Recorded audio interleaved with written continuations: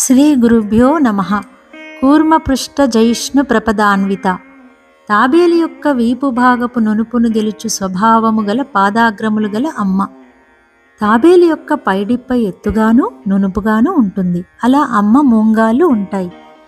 తాబేలు డిప్ప యొక్క నునుపుదనం ఉబ్బెత్తుతనం పోల్చడానికి సరిపోతాయి, కానీ మెత్తదనం విషయంలో అమ్మ మూంగాళ్లే జయిస్తాయి. ప్రప్రదములు అంటే మూంగాళ్లే కాకుండా ప్రశస్తమైన పదములు, వాక్యములు అని మరో అర్థం కూడా ఉంది. 4 వేదములకు సంబంధించిన మహావాక్యాలతో అన్వయింపబడిన పాదాగ్రములు గల అమ్మ.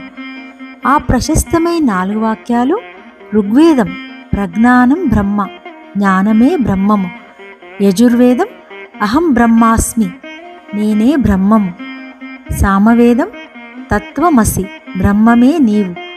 అథర్వణ వేదం అయమాత్మా బ్రహ్మ, ఆత్మే బ్రహ్మము. అప్పుడెప్పుడో మందర పర్వతాన్ని క్షీరసాగరంలో మునిగిపోకుండా కూర్మం పైకి లేపింది. అలా మనల్ని సంసార సముద్రంలో మునిగిపోకుండా పైకి లేపే పాదాగ్రాలు అమ్మవి. అమ్మ పాదాగ్రాలు మోక్షప్రదాలు. పరమహంస అన్నట్టు మన 2 చేతులను సదా అమ్మ పాదాగ్రాలపై ఉంచాలి. ఏదైనా లౌకిక వ్యవహారం చేసే అవసరం వచ్చినప్పుడు ఒక్క చేయిని మాత్రమే తీసి పని పూర్తి చేసుకొని తిరిగి ఆ చేతిని అమ్మ పాదాగ్రంపై ఉంచాలి. ఎప్పుడూ 2 చేతులను అమ్మ పాదాగ్రాల నుంచి తీసివేయకూడదు. మన చేతులకు అమ్మ పాదస్పర్శ ఎప్పుడూ ఉండాలి.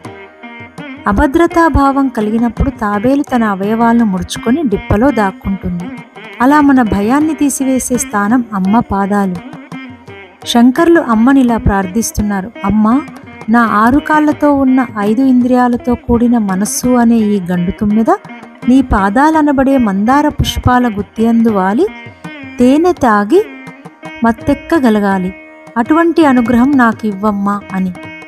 ఒక్కసారి అమ్మ పాదపుష్పముల మకరందానికి అలవాటు పడిన మనసు ఇక ఐహిక విషయాల వైపుకు వెళ్ళనే వెళ్ళదు. మందార మకరంద మాధుర్యమునదేలు మదిపంబు బోవునే మదనములకు అంటారు పోతను. అడగనిదే అమ్మైనా పెట్టదు అనే నానుడు తప్పు. ఏదైనా కావాలంటే నాన్నను అడగాలి.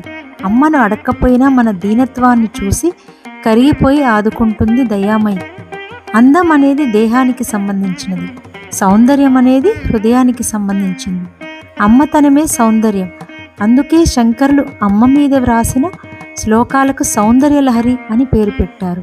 అందాన్ని శివుడు చూసుకుంటాడు, సౌందర్యాన్ని శిశువు చూసుకుంటాడు. మూకశంకర్లు పాదారవింద శతకంలో అమ్మా, ప్రాణం విడిచే సమయంలో నీ పాదాలను చూస్తూ ప్రాణం విడిచేట్టు అనుగ్రహించి నన్ను నీలో కలుపుకోమ్మా అని ప్రార్థించారు.